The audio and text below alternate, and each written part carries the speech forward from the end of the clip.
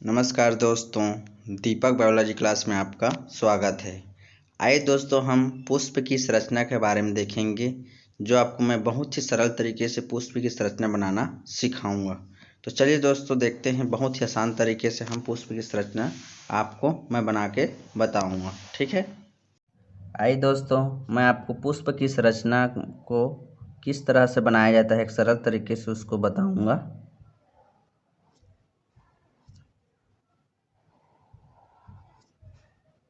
इस प्रकार से हम पुष्प की एक सरल तरीके से चित्र बनाएंगे, जो बहुत ही अच्छा तरीके से बनेंगे। देखते हैं, इसमें कलरफुल तरीके से बनाएंगे तो और ज़्यादा अच्छा दिखेगा ये।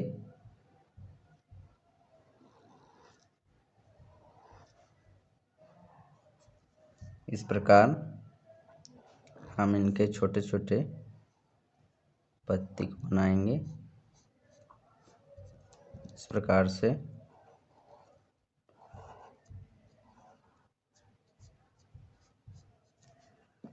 अब इसका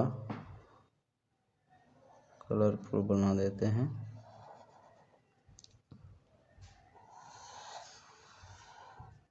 इस प्रकार से ये है इनका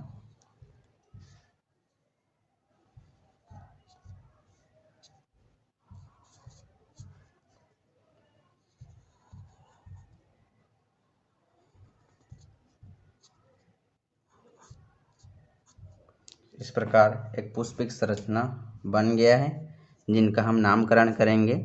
ये है पुष्प की संरचना। ठीक है, अब देखते हैं, ये जो डंठल जैसे दिख रहा है आपको, इसको इंग्लिश में क्या कहा जाता है? पेडिकल कहा जाता है। ठीक है, अगर हिंदी में देखें तो इसको पुष्प वृंद कहते हैं। ठीक है, जैसे इसके आगे जाएंगे तो ये फूला सा दिख रहा है, उसको क्या कहते हैं? इसको थैलेमस बोलते हैं।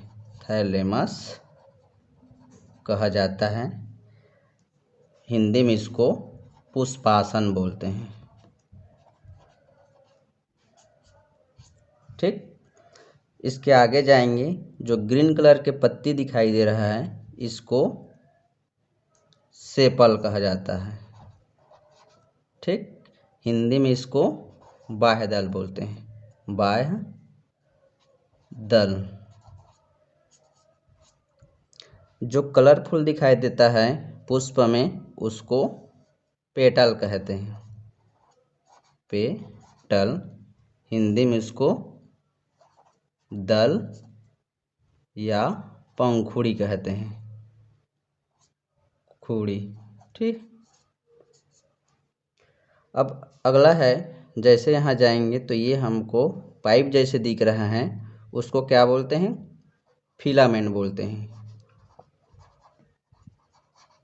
हिंदी में इसको पुतंतु बोलते हैं। पुतंतु। ठीक, और जो फूला सा दिख रहा है आगे, इसको परागकोश बोलते हैं। परागकोश, इंग्लिश में इसको एंथर कहा जाता है। एंथर। ठीक है, अब क्या है, ये दोनों को, एंथर और ये फिलामेंट को, दोनों को एक साथ स्टेमेन कहा जाता है। स्टेमेन, जिसको हिंदी में पुंकेसर कहते हैं। ठीक है, ये क्या होता है?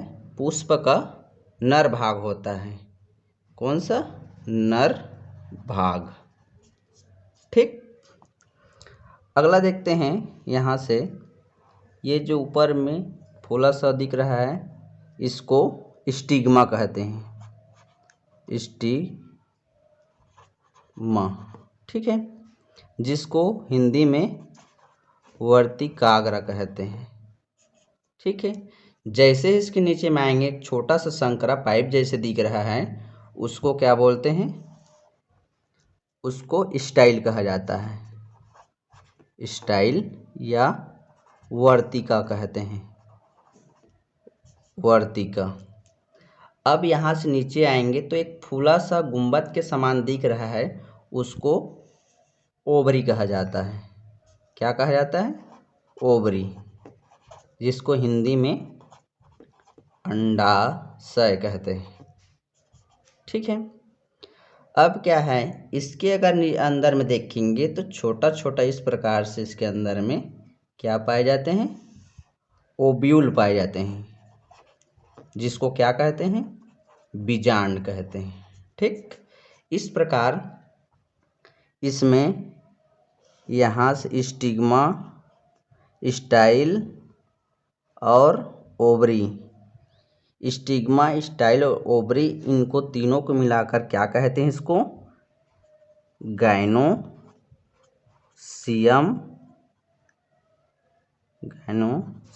कहते हैं, जिसको हिंदी में जयांग कहते हैं। ठीक है, ये है मादा भाग, पुष्प का क्या है, मादा भाग है। ठीक है, इस प्रकार एक पुष्प की संरचना आपको देखने को मिलेगा, जिसमें हम देखेंगे ये जो डंठल दिख रहा है इसको पेडिकल, उसको पुष्पबिंद कहते हैं। जैसे इसको ऊपर जाओगे तो ये फूला सा दिख रहा है, उसको थाइलेमस या पुष्पासन कहते हैं। ये पुष्पासन क्या है, इस पुष्प को पूरी तरह उसमें विराजमान रहते हैं। मतलब पुष्प का 4 क्रम होते हैं। एक पुष्प का क्या है, 4 क्रम होते हैं, जिनको देखोगे तो ये जो पहला है, ये दूसरा, ये तीसरा और ये चौथा। इस प्रकार पुष्प का 4 क्रम है। जो चारों क्रम क्या होता है, इस पुष्पासन पर विराजमान होते हैं। ठीक है, ये उसके काम करते हैं। अगला जैसे जाएंगे, पुष्प का पहला क्रम जो हरे कलर का होता है, ग्रीन कलर का पत्ती के समान होते हैं, जिसको सेपल कहा जाता है। सेपल का क्या काम है, यह पुष्प को एक प्रकार की सुरक्षा प्रदान करता है। क्या प्रदान करेगा, सुरक्षा। जब एक पुष्प कलिकावस्था में होते हैं तो उसको पूरी तरह ऐसे कवर करके उसको रखे रहते हैं। कौन, सेपल। उसी प्रकार पुष्प का दूसरा क्रम है जो पूरी तरह कलरफुल रहता है।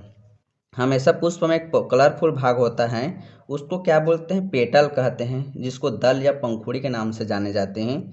ये क्या होता है, कलरफुल इसलिए होता है क्योंकि ये कोई भी कीट या जीव जंतु को आकर्षित करने का काम करता है। आकर्षित इसलिए करता है ताकि इस पुष्प में परागण की क्रिया हो सके। ठीक है, इसलिए कलरफुल हमेशा, ये पेटल क्या होता है, हमेशा कलरफुल होता है। जैसे पुष्प के तीसरे क्रम में जाएंगे, जो पाइप जैसे दिख रहा है ये, जिसको इसमें एक है फिलामेंट, एक है एंथर, दोनों को मिलाओगे तो स्टेमेन, जिसको बोलते हैं पुंकेसर। ये पुष्प का नर भाग होता है, जिसको नर जनन भाग बोलते हैं। इसमें क्या होता है, ये जो इसमें एंथर या पराग कोश के अंदर में क्या पाए जाते हैं, इसके अंदर में पराग कण पाए जाते हैं, उसी को नर युग्मक बोलते हैं। ठीक है, अब है जैसे इधर देखेंगे तो जिसका मादा जनन भाग होते हैं इसको जयांग बोलते हैं, जिसके अंदर में स्टिग्मा, स्टाइल और ओवरी पाए जाते हैं। इसको पुष्प का क्या है, मादा जनन भाग बोलते हैं। ठीक है, तो इस प्रकार एक पुष्प की संरचना आपको समझ में आ गया होगा। ठीक है, इसी तरह एक पुष्प की संरचना आपको मैंने दिखाया।